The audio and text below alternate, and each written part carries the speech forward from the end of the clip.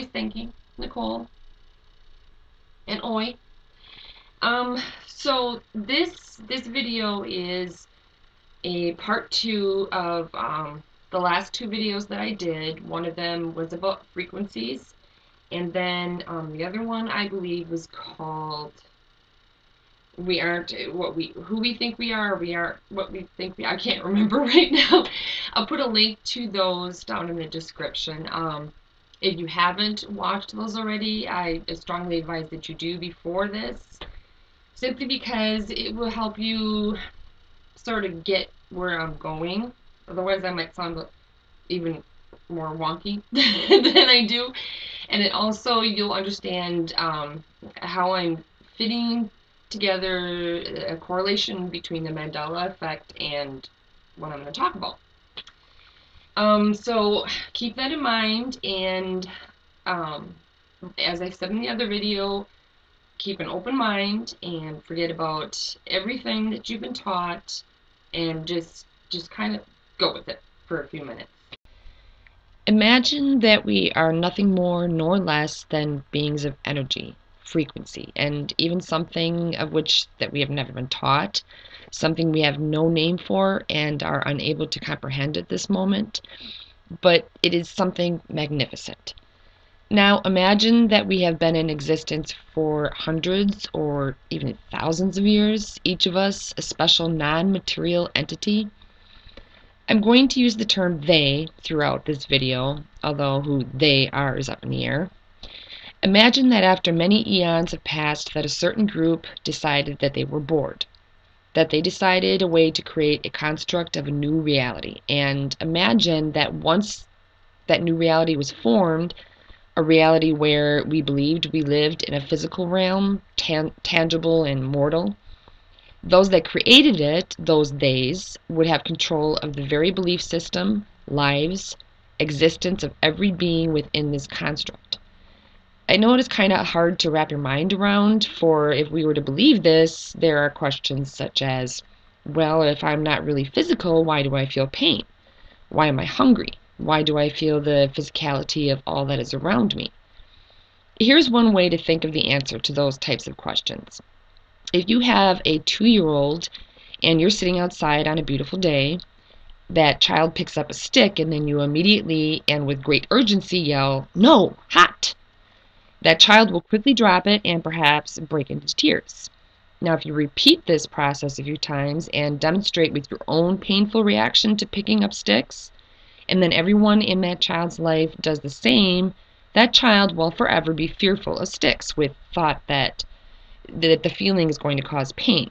That child will then teach the same to their child, and sticks would be then thought of as horrible, evil things that hurt.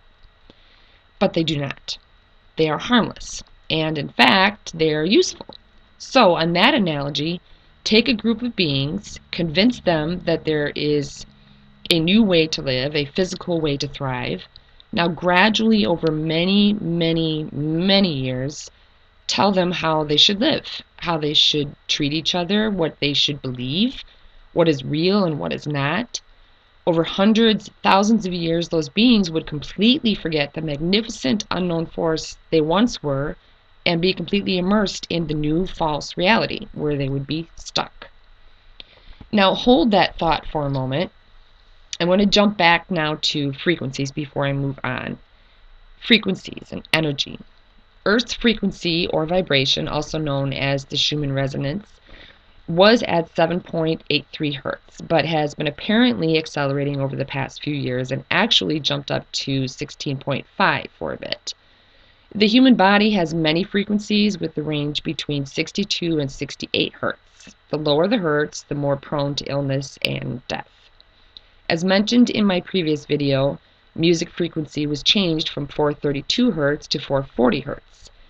The conspiracy behind this is that a stronger negative emotion is related to listening to the 440 hertz, whereas the 432 brings one more line to earth and who we are, a more positive, healthy state of being. I guess you can think of the change of all music being switched to 440 hertz as another means of control. Since I've learned this, I personally try to listen to all my music at the 432 hertz. There is even a lot of discussion on how the pineal gland, or so-called third eye, can be activated through certain frequencies. I'm pointing all of this part out simply to bring to light the possibility that we are made up of frequencies and all around us are frequencies. If you can forget about the physical and material and focus on this, then it becomes easier to understand what could be, what may be, and what can happen when those frequencies are messed with. Now, think about what we call paranormal. How some people hear or see apparitions. Some people can see numbers as colors. Some people can hear frequencies, others cannot. Some people have out-of-body experiences, so on and so forth.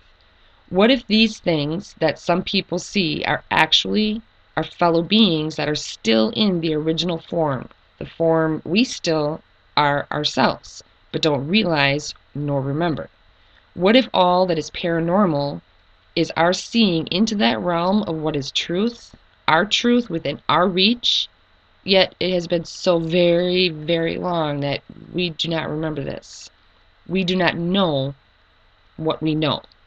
So, a lot of us, and when I say us, I mean the videos that I see on Facebook and groups in Facebook, videos on YouTube, just people that are experiencing the Mandela effect have been talking a lot about how they feel like things aren't right and really have never been right. How we don't feel like we're in the right place, like we're waiting to go home.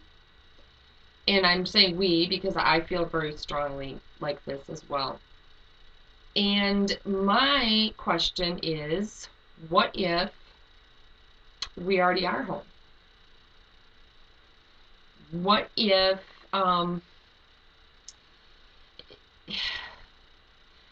what if we've always been home, and yet in order to see that home is in us and around us and part of us, we have to forget everything that we have been taught for hundreds or thousands of years.